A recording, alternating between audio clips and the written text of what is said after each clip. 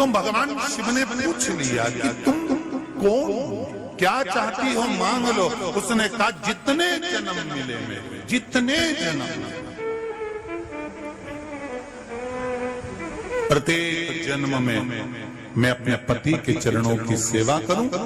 समय आया एक बार करवा का नाम, उस जो पार्वती जी की सहेली थी उसका नाम करवा पड़ गया। करवा पड़कर एक साधारण परिवार में उसका जन्म था।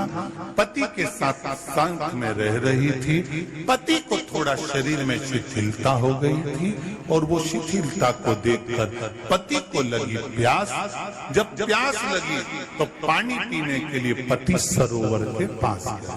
जरा ध्यान देना इस कथन। पति गया सरोवर के पास में। कई लोग करवा चौथ की बहुत हंसी उड़ाते हैं, माताओं की बड़ी हंसी उड़ाते हैं। उनसे निवेदन है मेरा, हमारे सनातन धर्म के जितने व्रत हैं, हमारे सनातन धर्म के इस भारत की भूमि से जितने नियम धर्म जितने निकले हैं, जितने व्रत निकले हैं, साधना निकली है, ये साधारण नहीं है। इसलिए बार बार कहते हैं चंदन है इस देश की माटी, तपोभूमि हर ग्राम है, हर बाला देवी की प्रतिमा, बच्चा बच्चा राम है। कोई साधारण नहीं है, कोई अब पार्वती जी की वो सहेली का नाम जन्म लेते लेते लेते लेते एक बार करवा पड़ गया। पति थोड़ा सा शिथिल था, शरीर में थोड़ा रोग हो गया था। पानी पीने के लिए सरोवर पर गया। सरोवर में जैसे पानी पीने के लिए गया, एक मगर ने उस पति का पांव पकड़ लिया।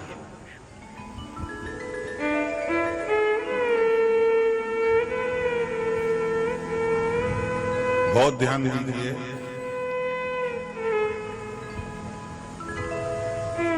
हनुमान जी की सेवा करने से राम जी मिल जाते हैं। ध्यान देना जरा। करवा पार्वती जी की सखी थी, जन्म लिया मृत्यु लोक में, नाम करवा पड़ गया। करवा चतुर्थी का व्रत करने से अखंड सौभाग्य हो जाता है। मात्र पार्वती जी की सहेली का व्रत।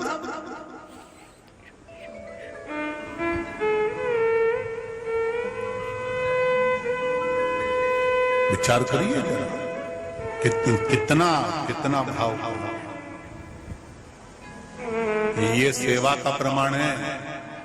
भारत की भूमि पर जितने राम के मंदिर नहीं, उससे 1000 गुना ज्यादा हनुमान जी के मंदिर हैं। किसी ने पूछा हनुमान जी के मंदिर इतने क्यों हैं, तो कहा गया राम जी की सेवा हनुमान जी ने इतनी करी कि भारत की भूमि पर सेवा पूजा गई। इसलिए हनुमान के मंदिर ढेर बने हुए ढेर। हमारे यहाँ सेवा पूजा की। करवा गई, करवा ने देखा कि मेरे पति का पांव मगर ने पकड़ रखा है, और करवा शिव की उपासक थी। करवा शंकर की उपासक, और शंकर भगवान से ज्यादा करवा माता पार्वती जी की उपासक थी, क्योंकि पार्वती जी की सहेली थी।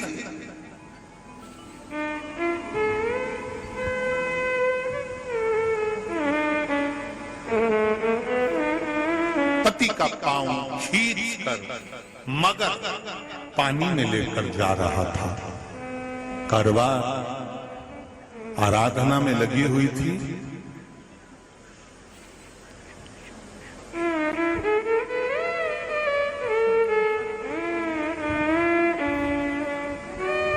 केवल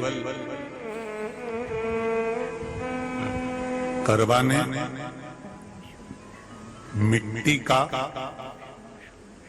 एक गोल भाग ही बनाया था, जिस पर पार्वती जी का जो नीचे का पीठी का होती है उस पर शिवलिंग रखा था। केवल नीचे का भाग का निर्माण ही करा था, और करवा के कानों में शब्द पड़ गया।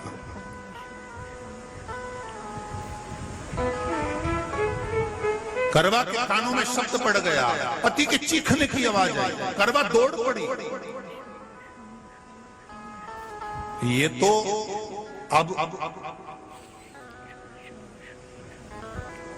कैलेंडर में छपा हुआ करवा चौथ का फोटो आने लगा। नहीं तो पहले नियम था दीवार पर बनाई जाती थी और वहां पूजन करी जाती थी। कई माताएं जानती होगी यहाँ पर आज भी, पहले दीवार पर बनती थी, पूरा परिवार की सौभाग्यवती नारियां वहां आकर पूजन करती थी एक जगह, फिर बाद में छत पर जाकर करवे का अर्घ दिया करती थी। ये नियम था।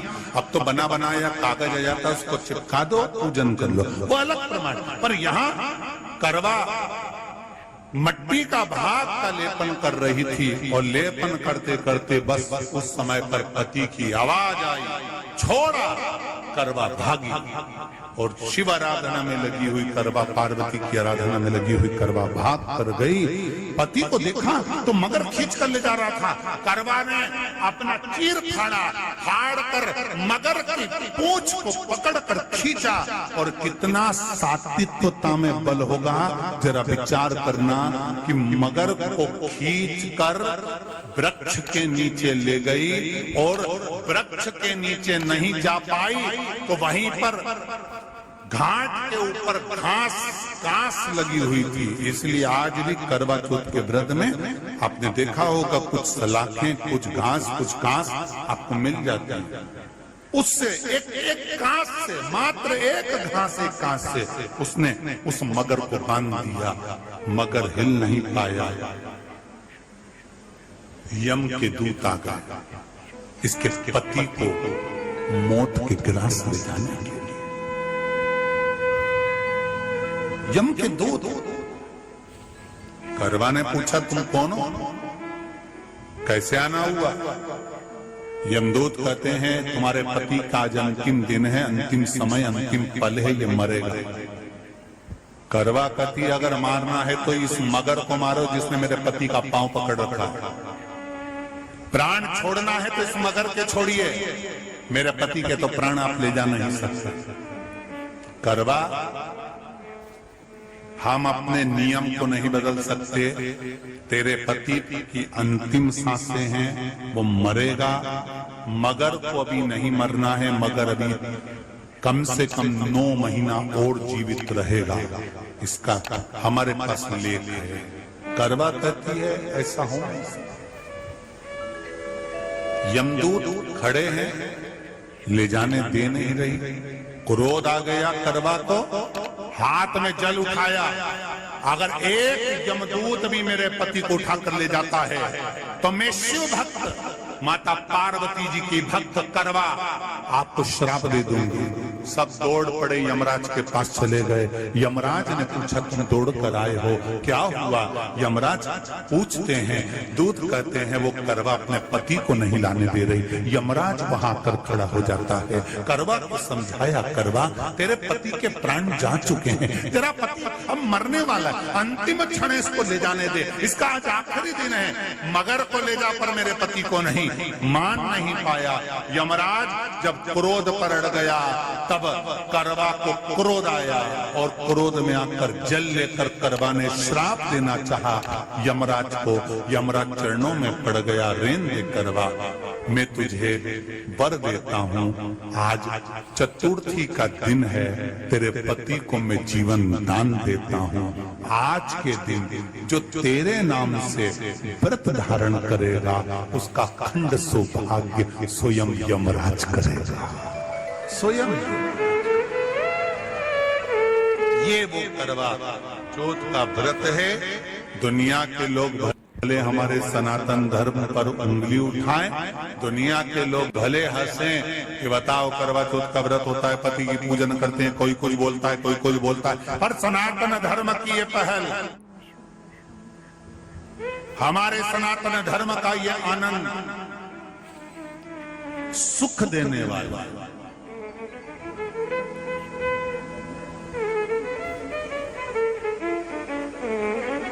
एक बात और कहेंगे आपसे,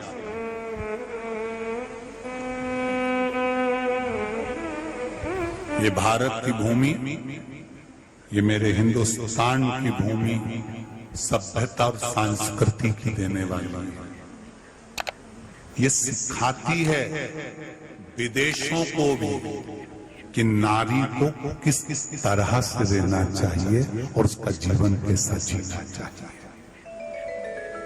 ये दिखाती है कि एक नारी अपने पति को भी यम की कैद से छुड़ा कर ला सकती है। ये दिखाती है।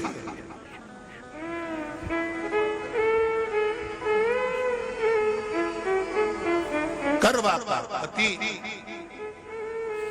जो मगर ने पांव पकड़ रखा था, प्राण छूट रहे थे, वो करवा का पति जीवित रह गया। जीवित दौड़ कर गई, मट्टी का पात्र रखा था, मट्टी के पात्र में जल भर कर लाई अपने पति को, क्योंकि पानी पीने के लिए ही गया था।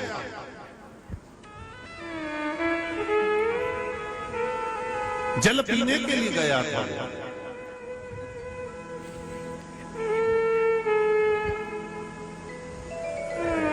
मट्टी के पात्र में जल भरकर जब करवा लेकर आती है, और करवा जब मट्टी के पात्र में जल भरकर लेकर आई, अपने पति को पानी पिलाने लगी। पति उठा, उठकर उसने कहा, इस जल की जरूरत तेरे को है करवा, क्योंकि तूने शिव आराधना के लिए, पार्वती की आराधना के लिए मुख में कोई जल नहीं रखा। पति ने जल का आचमन अपनी पत्नी को कराया।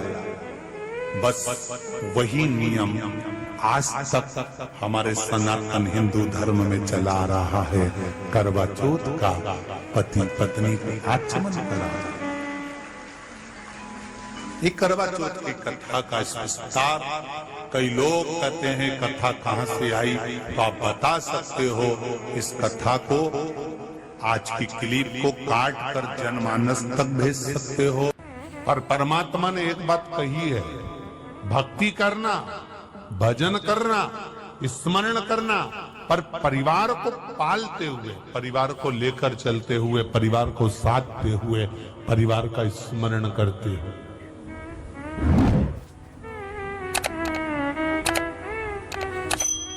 अपने परिवार को संभालते हुए चलो।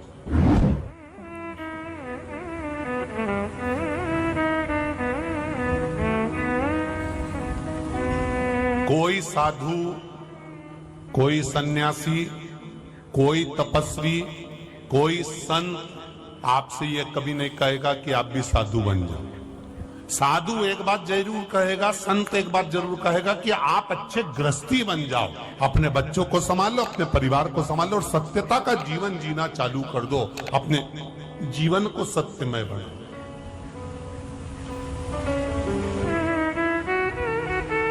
अपने जीवन को सार्थक कर लो, अपने जीवन को आनंदित कर लो, अपने जीवन को सत्यमय बनाने का प्रयास करो। वो कहेगा।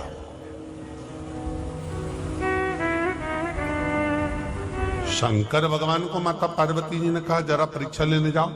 देवादिदेव महादेव अतिथि बनकर, भगवान देवादिदेव महादेव चले, और जब भगवान शिव अतिथि बनकर चले, और अतिथि बनकर जब पहुंचते हैं, यतिनाथ बनकर जब भगवान शंकर पहुंचते हैं, तब उस स्थान पर जहां पर आहुक और आहू का दोनों अंदर बैठे हुए थे, भवन के अंदर दोनों बैठकर भगवान शिव की भक्ति कर रहे थे, कुछ नहीं कर रहे थे, केवल शिव की चर्चा, शंकर का स्मरण।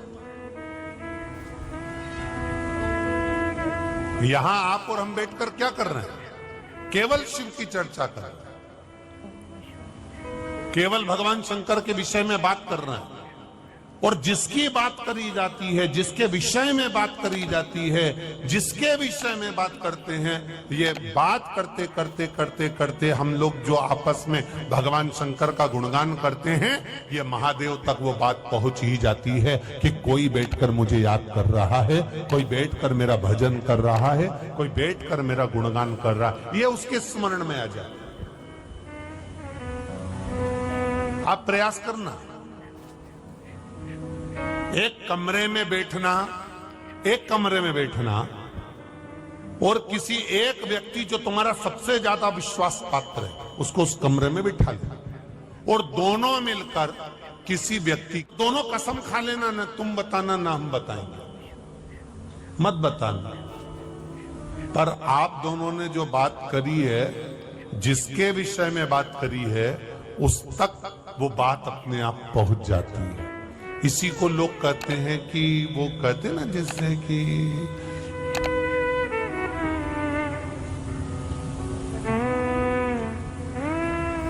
मकान,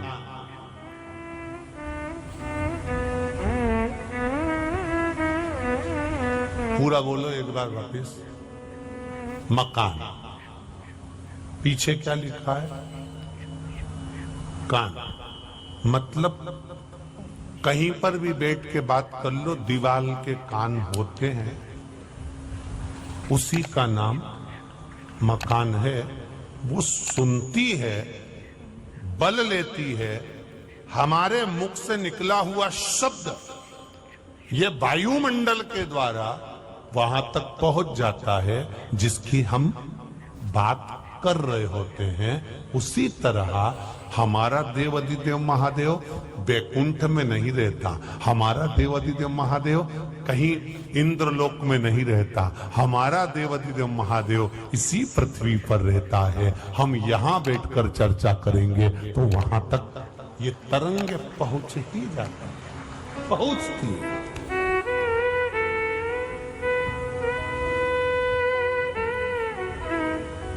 ये भी एक आराधना है, ये भी एक साधना, स्मरण, और वो भी भगवान का स्मरण।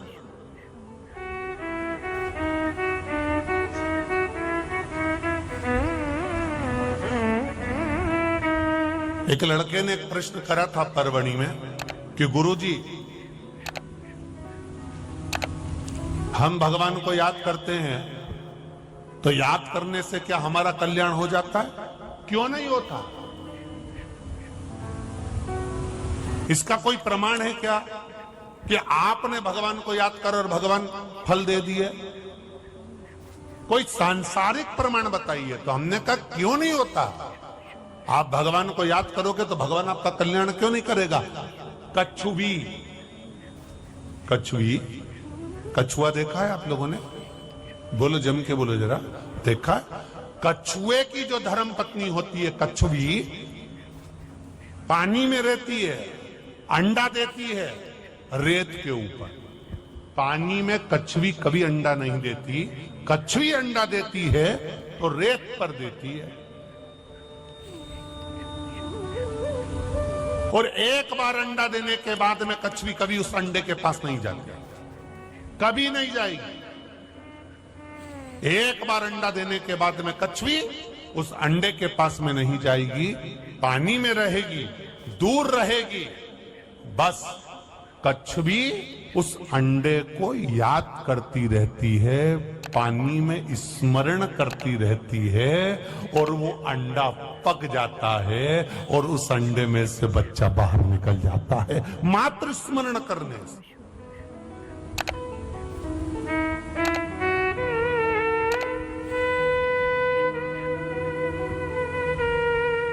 मात्र स्मरण करने से। कितना विचित्र! ज्ञान गर्भ में 9 महीना रखना पड़ता है, तब जाकर बच्चा पक पाता है। 9 महीना रखना पड़ता है। 6 महीना का भी होगा तो पका नहीं है, 7 महीने का भी होगा तो श्रेष्ठ नहीं है, 8 महीने का भी होगा तो श्रेष्ठ नहीं है, 9 महीने का बच्चा होगा तो श्रेष्ठ माना जाएगा। बुद्धि भी है, विवेक भी है, सुंदर भी है, स्वरूप भी है, शरीर भी पूरा है, इसमें कुछ कमी नहीं है। पका है, पूरा पका, गर्भ के अंदर पका।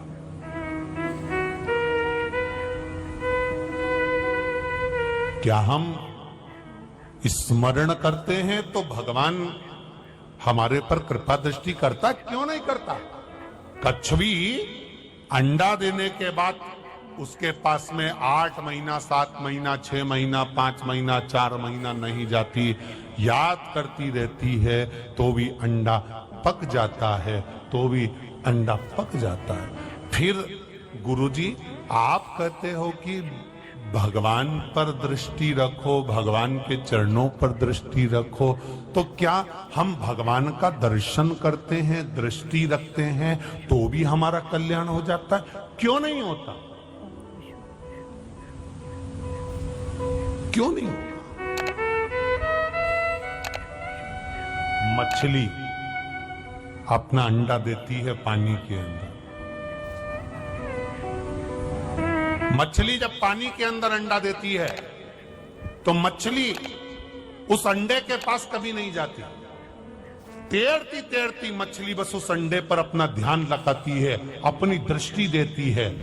कच्छवी स्मरण कर कर अंडे को पका देती है, मछली देख देख कर अंडे को पका देती है और अंडे में से बच्चे का जन्म हो जाता है।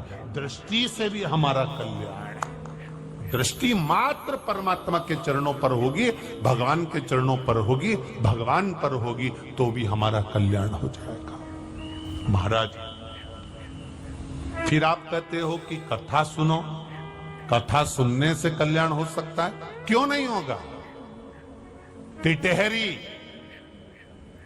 अपने बच्चे को जन्म देती है, टिटहरी अंडे को जन्म देती है और अंडे को पृथ्वी पर पटक देती है। टिटहरी उस अंडे के पास में कभी नहीं आती। टिटहरी बस एक काम करती है, आकाश में उड़ती है और चिल्लाना चालू कर देती है। इतनी चिल्लाती है, इतनी चिल्लाती है कि टिटहरी के शब्द से अंडा पक जाता है, उसका बच्चा जन्म ले लेता है। उसी तरह भगवान की कथा जब होती है, हम सुनते हैं, गर्जना होती है, शब्द निकलते हैं, मंदिर में घंटियां बजती है, घंटाल बजते हैं, उसके शब्द जब निकलते हैं तो हम जैसे जीवों का कल्याण अपने